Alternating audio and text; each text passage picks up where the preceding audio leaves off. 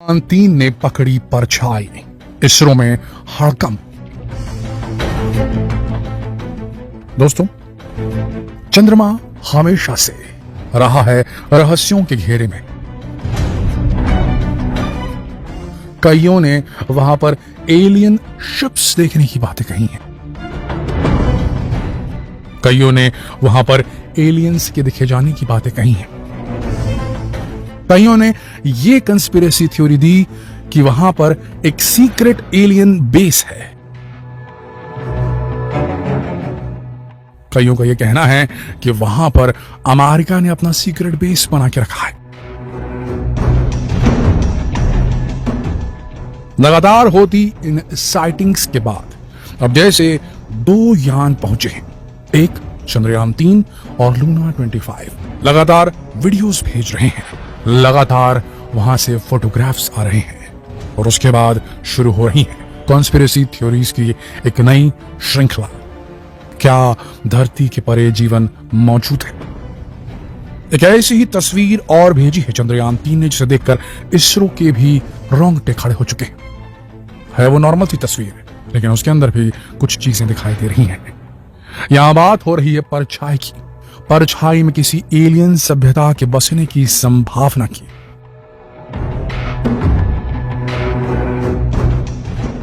जब परछाई में पानी की मौजूदगी की। आज इस वीडियो में इस रहस्य को सुलझाने की एक कोशिश करेंगे, तो बने रहिए हमारे साथ इस वीडियो के अंत तक।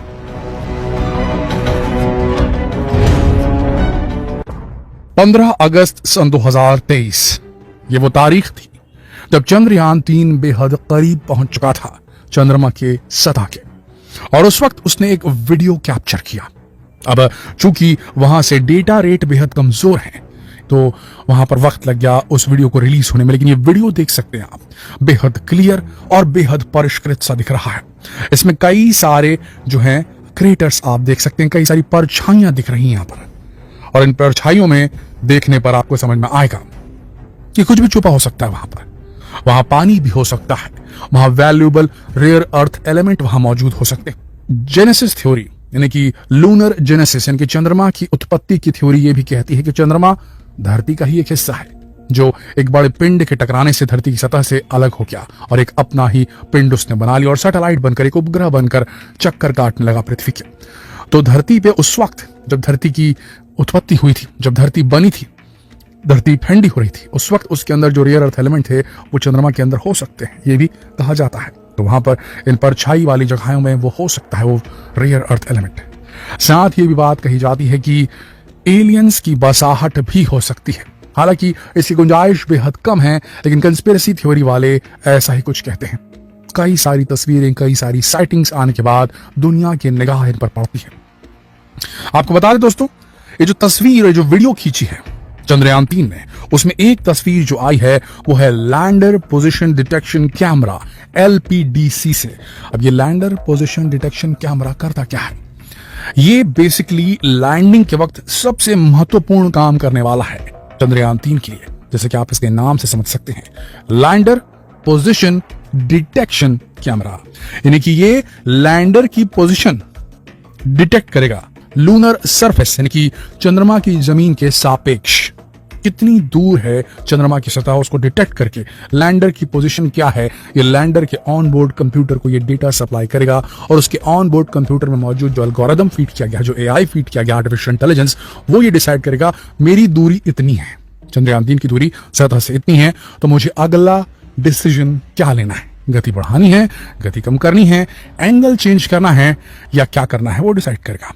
तो लैंडर पोजीशन डिटेक्शन जो कैमरा है उसने ये वीडियो खींचकर भेजी है, और इसके अलावा इसकी मदद की है लैंडर इमेजर ने। जी हाँ, इसके अलावा एक फोटोग्राफ भी लेटेस्ट आई है।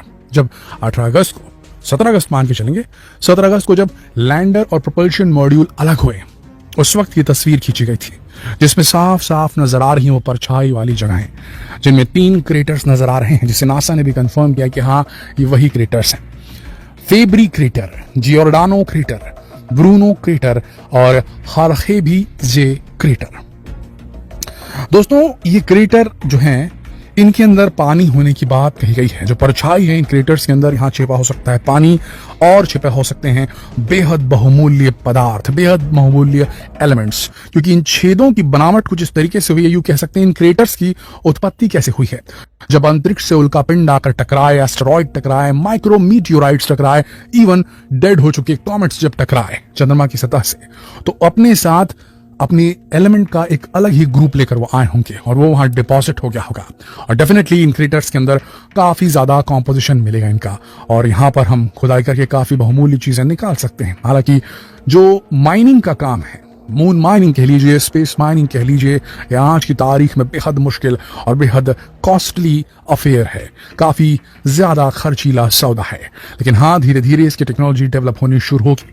जैसे जैसे धरती पर फॉसिल फ्यूल्स की कमी होनी शुरू होगी, वैसे वैसे चंद्रमा पर से रिसोर्सेस को धरती पर लाने की कोशिशें जारी होंगी। एक हिसाब से ये ऑल्टरनेटिव सोर्स बनने का काम करेगा। हीलियम 3 के बारे में हमने कई बार आप सबको बताया है कितना इंपॉर्टेंट है हीलियम 3, जो बहुतायत में मिलता है चंद्रमा पर।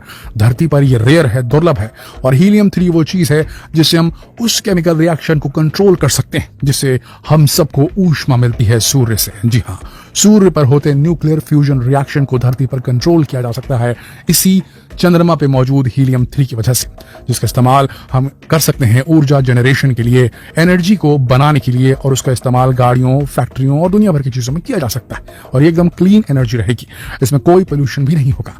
तो जैसे जैसे फॉसिल फ्यूल खत्म होंगी, ये हमारे वैज्ञानिक जो हैं, चाहे नासा के हों, चाहे इसरो के हों, चाहे रॉसकॉस्मॉस के हों, दुनिया की सारी स्पेस एजेंसीज के जो वैज्ञानिक होंगे वो जी तोड़ मेहनत करेंगे चंद्रमा पर पहुंचकर इस चीज को वहां से निकालकर धरती पर लाने की, और तब स्पेस माइनिंग एक रियलिटी बनेगी। अभी मुश्किल है, लेकिन इंफॉर्मेशन इज एवरीथिंग।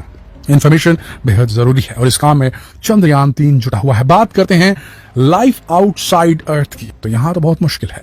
अगर यहां कोई भी लाइफ होती तो हम उसे डिटेक्ट कर पाते, ऐसा हमारे वैज्ञानिक सोचते हैं और हम सब भी सोचते हैं। लेकिन आपको बता दें, 50 साल तक, या बोल लीजिए कि आज से 50 साल पहले जिस जगह पर रेस चल रही थी, हम पहले पहुंचेंगे, हम पहले पहुंचेंगे, कई इंसानों को उतार चुका है अमेरिका भी चंद्रमा पर। रशिया भी कई सारे लैंडर्स भेज चुका है, पर 50 सालों तक ये साइलेंट रह गए, ये कहते हुए कि चंद्रमा पर कुछ नहीं। और 50 साल बाद अचानक उन्हें पता चला भारत की वजह से, चंद्रयान 1 की वजह से 2008 में, कि चंद्रमा पर पानी मौजूद हो सकता है।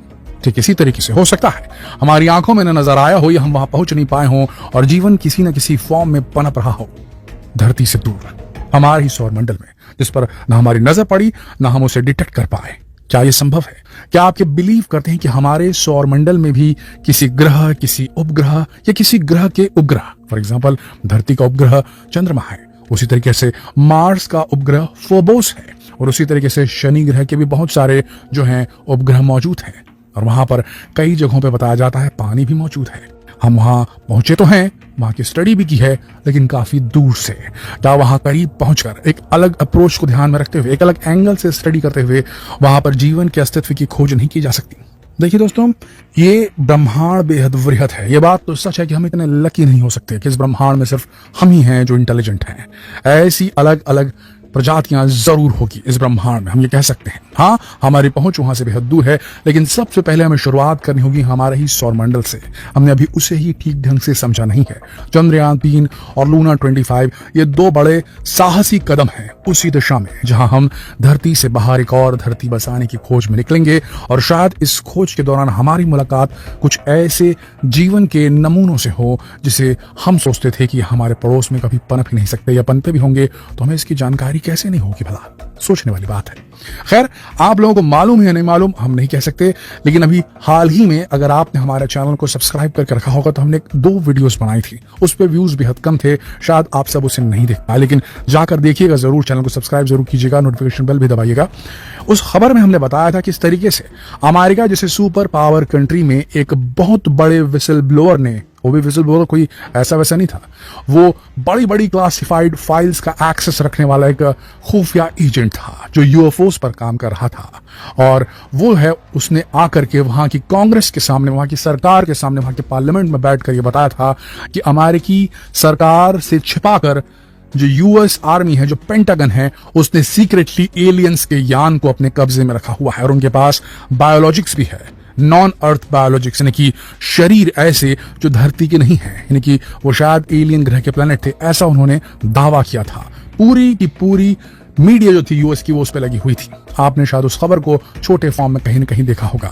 तो दोस्तों, अभी अमेरिका भी इस बात को नकारने में पूरी तरीके से नहीं छूटा हुआ। अमेरिका ने खुद ऐसे वीडियोस को निकाला था जिसमें यूएफओ साइटिंग्स दिखाई गई थी। दिखाया गया था कि यहाँ पर अनआइडेंटिफाइड फ्लाइंग ऑब्जेक्ट्स नजर आई हैं जिनके बारे में हम कुछ नहीं कह सकते। इनकी टेक्नोलॉजी हमारी टेक्नोलॉजी से बहुत आगे है और हम ये नहीं बता पा रहे हैं कि ये क्या है, किसका है। तो ये जो चीजें हैं इसके बारे में अब सुपर पावर अमेरिका ने भी कह दिया है कि हाँ, हमारे पायलट्स ने, हमारी आर्मी ने ऐसी चीजों को देखा है जिन्हें एक्सप्लेन करना मुश्किल है। उन्होंने साफ लफ्जों में ये नहीं कहा कि एलियंस हैं, पर उन्होंने यूएफओस की प्रेजेंस के बारे में बिल्कुल अपनी चुप्पी तोड़ी है और पॉजिटिवली उसे एक्सेप्ट किया कि हाँ, ऐसी चीजें दिखाई गई हैं और वो वीडियो किसी भी तरीके से एडिटेड नहीं है। ये हमारे ही फाइटर प्लेन्स में लगे गए कैमराज और सेंसर से खींचे गए वो वीडियोस है जिसे बहुत जिम्मेदार एयरफोर्स पायलट्स ने अपने सामने दिखाए होते हुए। तब इस पर आप क्या कहना चाहेंगे दोस्तों? क्या आप बिलीव कर सकते हैं, क्या आप बिलीव करते हैं कि क्या परग्रहीवासी हमारे आसपास मौजूद हैं? क्या आप बिलीव करते हैं एलियंस के अस्तित्व में? नीचे कमेंट सेक्शन में जरूर लिखें और जितना हो सके इस वीडियो को शेयर करें फेसबुक पर, व्हाट्सएप पर, यूट्यूब पर। जल्द मिलते हैं।